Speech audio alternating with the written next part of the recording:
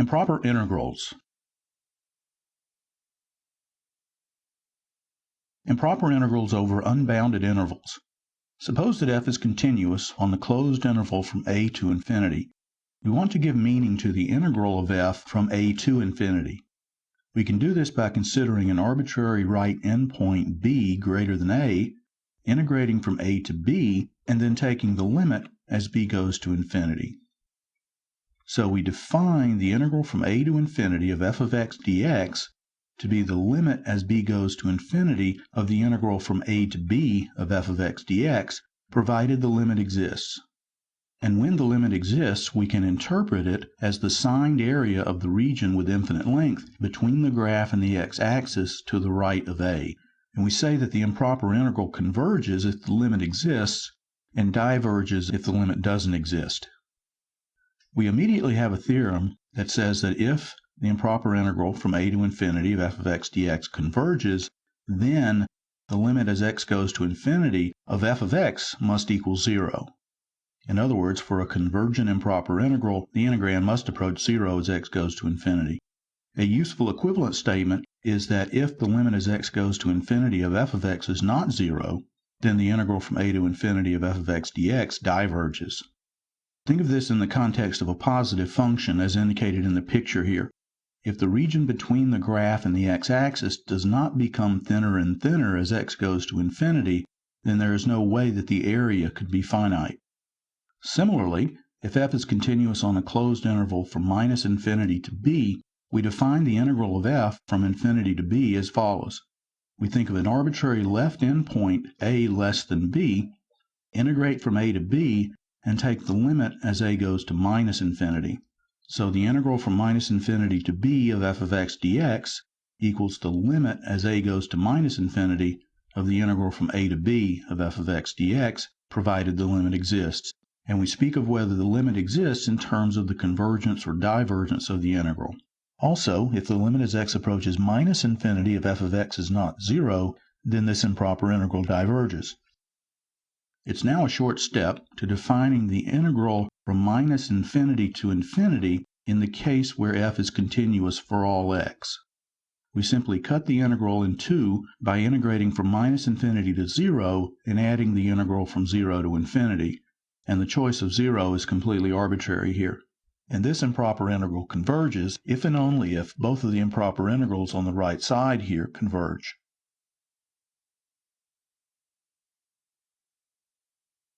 Before we do some example computations, let's talk a little bit about the fundamental theorem of calculus and notation in the context of improper integrals over unbounded intervals. Suppose that little f of x equals capital F prime of x for all x greater than or equal to a. In other words, capital F of x is an antiderivative of little f of x. Then, the integral from a to infinity of f of x dx is by definition the limit as b goes to infinity of the integral from a to b of f of x dx, and since capital F is an antiderivative of little f, this is going to be the limit as b goes to infinity of capital F of x evaluated from a to b. So this is the limit as b goes to infinity of f of b minus f of a, but the second term minus f of a does not involve b, so we're only taking the limit as b goes to infinity of the first term. So we may as well simply write this as the integral from a to infinity of f of x dx equals capital F of x evaluated from a to infinity, where we understand this to mean the limit as x goes to infinity of capital F of x minus capital F of a. In other words, an evaluation at infinity is to be understood in the sense of a limit as x goes to infinity. Similarly, if little f of x equals capital F prime of x for all x less than or equal to b, then the integral from minus infinity to b of little f of x dx equals capital F of x evaluated from minus infinity to b, meaning capital F of b minus the limit as x goes to minus infinity of capital F of x. Also, if little f of x equals big F prime of x for all x, then the integral from minus infinity to infinity of little f of x dx equals by definition the integral from minus infinity to 0 plus the integral from 0 to infinity. The first of these equals big F of x evaluated from minus infinity to 0, and the second term is big F of x evaluated between 0 and infinity. Now when we do these evaluations, the first term gives us a big F of 0, and the second term gives us a minus big F of 0, so the only thing that remains here are these limits. The limit as x goes to infinity of big F of x minus the limit as x goes to minus infinity of big F of x. And so in this case as well, it makes sense to use this notation, capital F of x evaluated between minus infinity and infinity, where we only need to be aware that evaluation at plus or minus infinity should be interpreted as limits.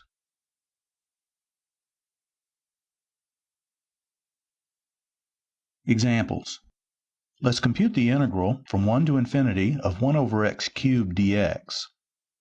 Note that if this integral converges, then we can interpret it as the area of the shaded unbounded region under the graph to the right of 1.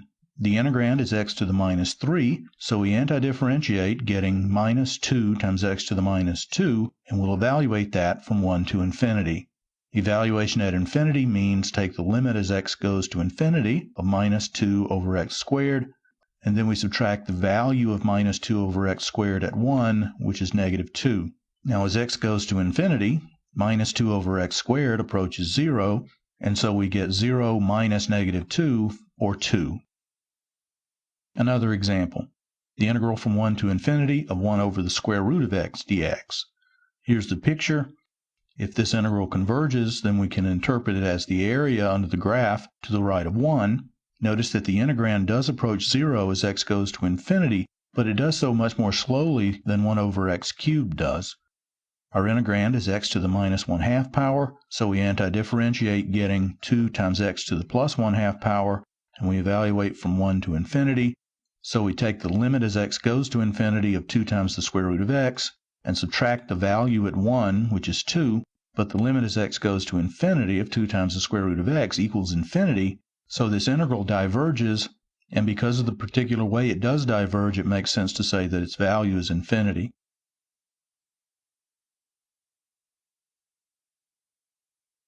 Let's look at the general case here of the integral from 1 to infinity of 1 over x to the pth power for positive p.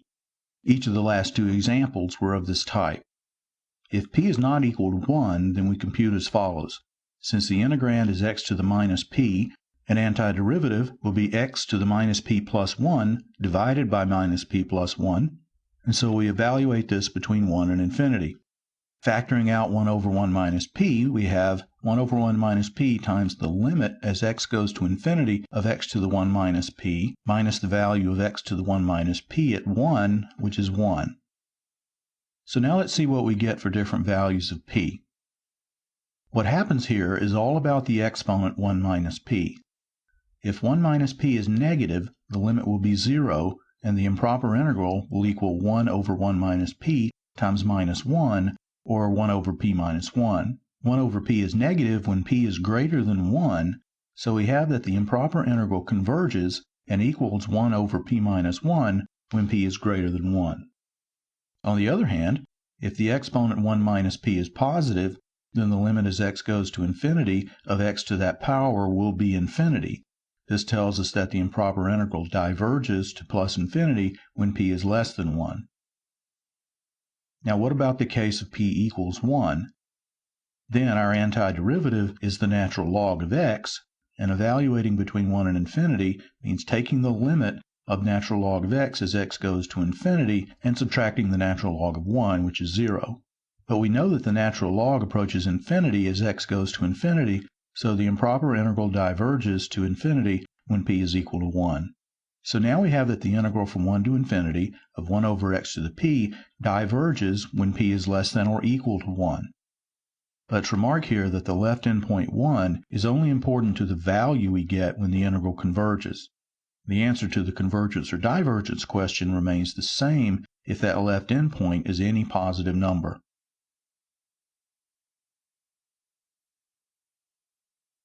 Now let's look at a couple more examples.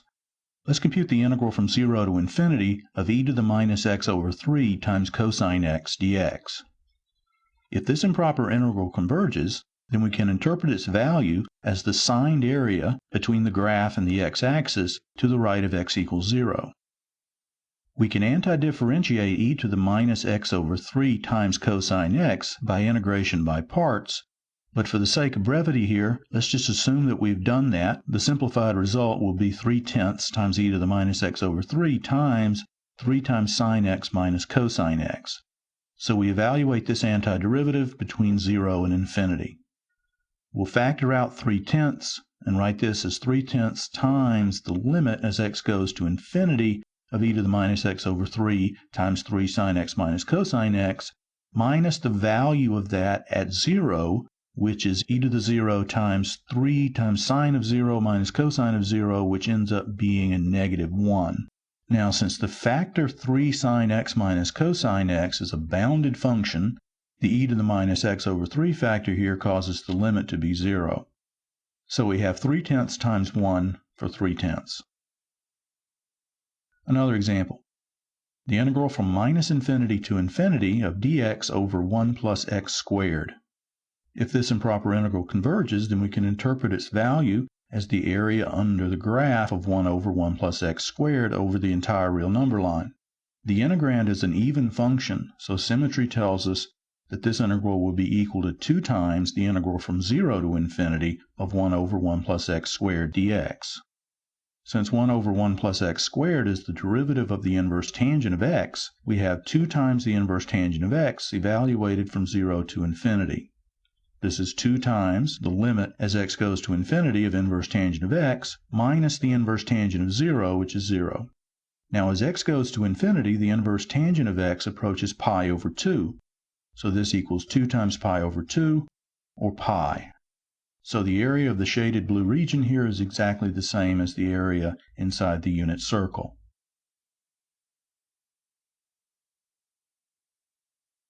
Now let's look at a second type of improper integral, the improper integral of an unbounded function over a bounded interval.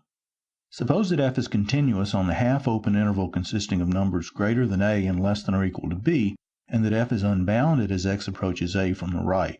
This will be the case, for example, if the limit of f of x as x approaches a from the right is plus infinity, resulting in a vertical asymptote at x equals a as indicated in the figure. Then we define the integral from a to b of f of x as follows. Let c be an arbitrary number between a and b, compute the integral from c to b, and take the limit as c approaches a from the right. That is, we define the integral from a to b of f of x dx to be the limit as c approaches a from the right of the integral from c to b of f of x dx, provided that the limit exists. We say that the improper integral converges if the limit exists, and diverges if the limit doesn't exist. We can interpret the value of a convergent integral of this type as the signed area of the unbounded region between the graph and the x-axis between a and b. Similarly, if f is continuous on the half-open interval consisting of numbers greater than or equal to a and less than b, and if f is unbounded as x approaches b from the left, again, we think of an arbitrary c in the interval, integrate from a to c, and let c approach b from the left. So we define the integral from a to b of f of x to be the limit as c approaches b from the left of the integral from a to c of f of x dx, provided that the limit exists, and we speak of the existence or non-existence of the limit in terms of the convergence or divergence of the integral. Example. Let's compute the integral from 0 to 1 of 1 over the cube root of x dx. Here's the graph of the function on the interval 0 to 1. If the integral converges, we can think of the value as the area of this unbounded region. Since the integrand has a vertical asymptote at the left endpoint, this integral equals the limit as c approaches 0 from the right of the integral from c to 1 of 1 over the cube root of x dx. The integrand is x to the minus 1/3, so an antiderivative is 3/2 x to the 2/3 power. Now let's pull the constant factor 3/2 out front and evaluate x to the 2/3 between c and 1, and we have 3/2 the limit as c approaches 0 from the right of 1 minus c to the 2/3 power. Now clearly c to the 2/3 approaches 0 as c approaches 0, and so we have 3/2 times 1 equals 3/2. Another example. Let's compute the integral from 0 to pi over 2 of tangent x dx. Now this is indeed an improper integral because the tangent function has a vertical asymptote at pi over 2, and that's our upper limit of integration. So by definition, this is the limit as c approaches pi over 2 from the left of the integral from 0 to c of tangent x dx. Now recall that an antiderivative of tangent x is the natural log of the absolute value of secant x. We don't need the absolute values here because secant x is positive for x between 0 and pi over 2. So now we have the limit as c approaches pi over 2 from the left of the natural log of secant of c minus the natural log of secant of 0. But secant of 0 is 1, and the natural log of 1 is 0. Now, as c approaches pi over 2 from the left, secant of c approaches plus infinity, and so the natural log of secant c will also approach plus infinity, and so our improper integral diverges, and we can say that it equals plus infinity. So the shaded region under the graph here does not have a finite area.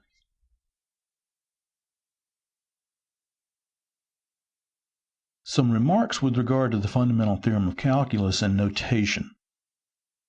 We can use our usual notation for the evaluation of an antiderivative between integration limits if we simply let capital F of x evaluated between a and b be interpreted in terms of appropriate one-sided limits.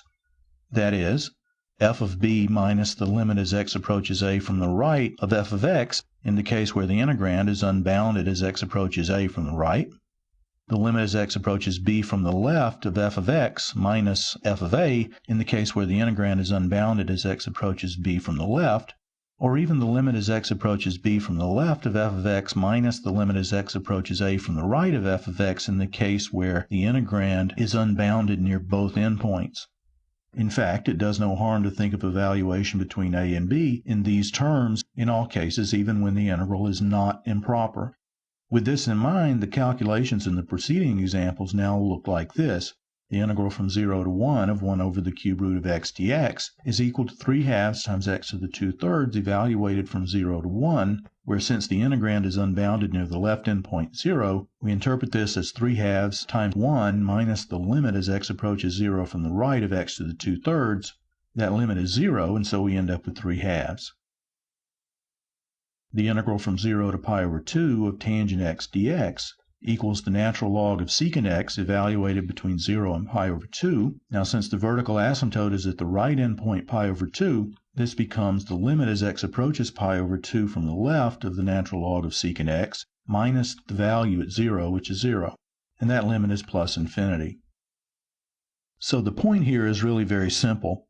We can use our usual notation for the evaluation of an antiderivative between endpoints, even in the case of this type of improper integral, if we simply interpret evaluation as the taking of a limit when necessary. Now let's look at a couple more examples. Let's compute the integral from 0 to pi over 3 of sine x divided by the square root of 2 cosine x minus 1 dx. Let's first check what's happening with the integrand at each of the endpoints. At x equals 0, the value is 0, but at x equal to pi over 3, the denominator is 0 because the cosine of pi over 3 is 1/2. In fact, the limit as x approaches pi over 3 of the integrand is equal to plus infinity. And here's what the graph looks like. If this improper integral converges, then it will tell us the area of the unbounded region under the graph. Now to compute the integral, let's make a substitution. We'll let u equal 2 cosine x minus 1, which makes du equal minus 2 sine x dx. So the sine x dx in the integral becomes minus 1/2 of du. We'll also translate the limits of integration. When x is 0, notice that u is equal to 2 minus 1, or 1, and when x is pi over 3, u is equal to 0. So we have the integral from 1 to 0 of minus 1/2 du over the square root of u. Now, since we're integrating from right to left there, from 1 to 0, and we have a minus sign, let's turn the limits of integration around and get rid of the minus sign as well as pull 1/2 out front. Now notice that we have a different improper integral to compute. The integrand here has a vertical asymptote at u equal to 0. So let's anti-differentiate. We end up with 1/4 of the square root of u, and we evaluate that from 0 to 1. And so the value here is going to be 1/4 of 1 minus the limit as u approaches 0 of the square root of u, which is just 0, and so this equals 1/4. Another example. Let's compute the integral from 0 to infinity of e to the minus x dx divided by the square root of 1 minus e to the minus 2x. This example actually covers both types of improper integral. Notice that the upper limit is infinity, but also notice that the denominator is 0 when x is 0, and in fact the limit of the integrand as x approaches 0 from above is plus infinity, and this is what the picture looks like. Now we're going to do a substitution to handle the antidifferentiation, so let's go ahead and do that and see what happens to the integral. We'll let u equal e to the minus x, which makes du equal minus e to the minus x, and so e to the minus x dx becomes minus du, and the denominator in the integrand becomes the square root of 1 minus u squared. We'll translate the limits of integration. When x is 0, u is 1, and as x goes to infinity, u approaches 0, so the limits of integration become 1 to 0, and the integrand is 1 over the square root of 1 minus u squared times minus du. Now again, we're integrating backwards from right to left, and we have a minus in front of the du, so let's switch that around and get rid of the minus sign. Notice that this particular substitution has made both of the endpoints finite, and the integrand now has a vertical asymptote at the right endpoint, u equals 1. Now we should recall that 1 over the square root of 1 minus u squared is the derivative of the inverse sine of u, and so we have the inverse sine of u evaluated between 0 and 1. So this equals the limit as u approaches 1 of the inverse sine of u, or pi over 2, minus the inverse sine of 0, which is 0.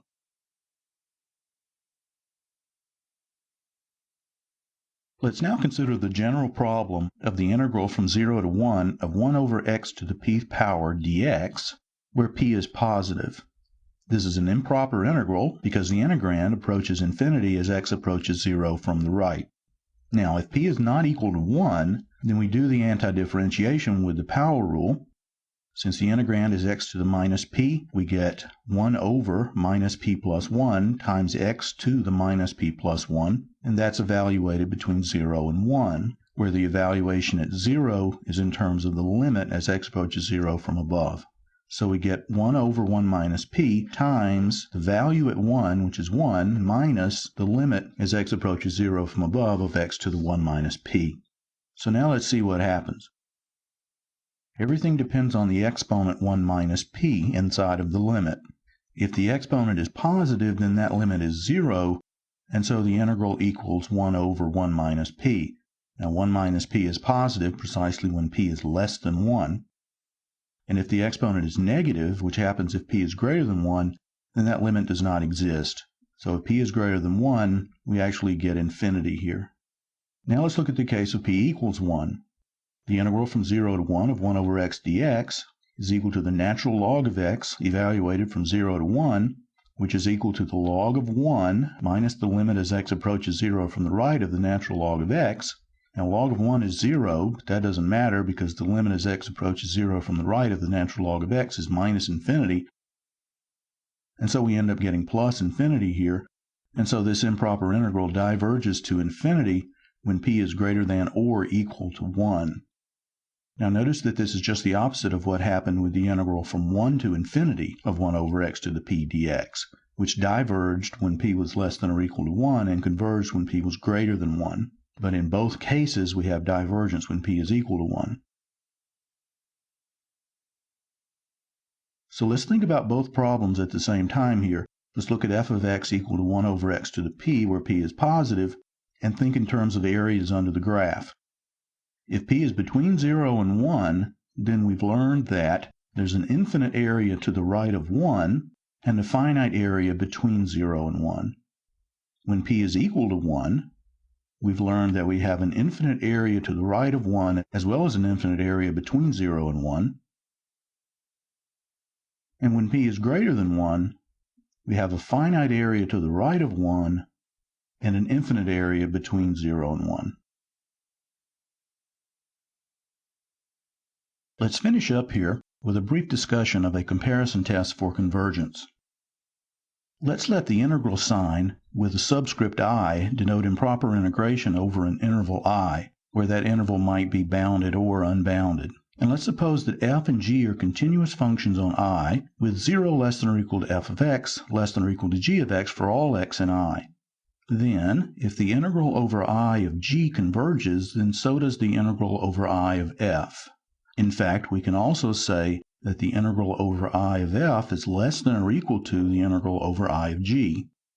And if the integral over I of f diverges, then so does the integral over I of g. Now let's look at an example. Consider the integral from 1 to infinity of 1 over x plus the square root of x dx. Our integrand here is 1 over x plus the square root of x. Now we want to do one of two things. We either want to find a function that's greater than or equal to this function on the interval 1 to infinity whose integral converges, or find a positive function less than or equal to this function on the interval 1 to infinity whose improper integral diverges.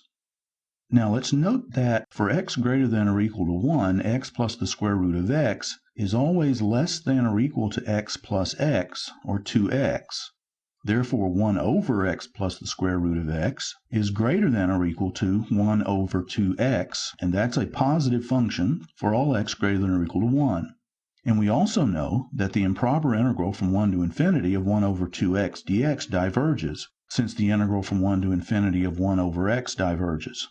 So we can now conclude that the integral from 1 to infinity of 1 over x plus the square root of x dx diverges.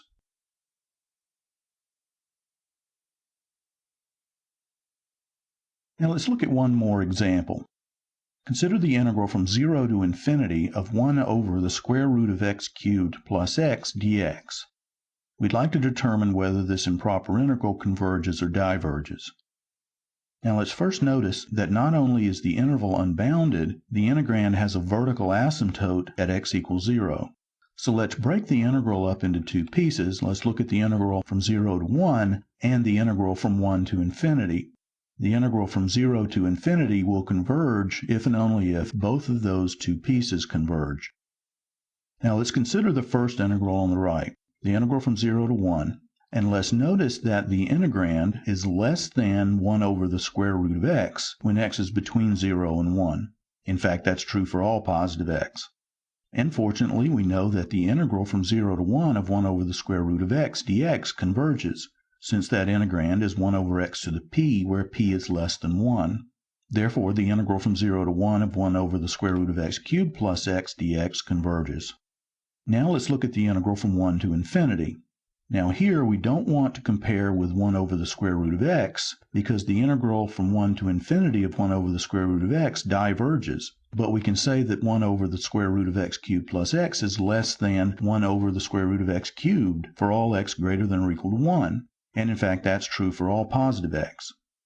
Now 1 over the square root of x cubed is 1 over x to the p, where p equals 3/2, which is greater than 1, so we know that the integral from 1 to infinity of 1 over x to the 3/2 dx converges, and so therefore the integral from 1 to infinity of 1 over the square root of x cubed plus x converges. So now, since both of these integrals converge, we know that the integral from 0 to infinity converges. Now here's a picture to illustrate this. The blue graph is the graph of 1 over the square root of x, and the red graph is the graph of 1 over x to the 3/2. Notice that the graph of 1 over the square root of x cubed plus x lies underneath both of those curves for all positive x.